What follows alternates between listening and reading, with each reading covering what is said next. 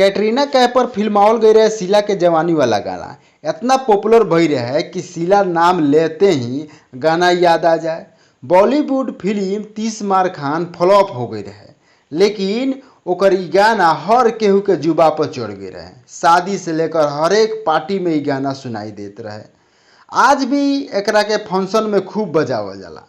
बॉलीवुड में तो अपने देख लेनी, लेकिन अब भोजपुरी के शीला से मिली। भोजपुरी गाना शीला हौका के पॉपुलर सिंगर शिल्पी राज और चांद जी ने गईले बा लोग।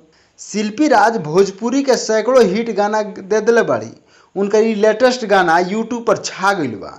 गाना शीला हौका में मनी मेरा जौन कॉमेडी वीडियो बनावेलन और बनू डी पर फिल्मावल गईल बा। गाना के दिल्ली के अलग अलग लोकेशन पर शूट कईल गईल बा, ताजमहल तर भी शूट कईल गईल बा।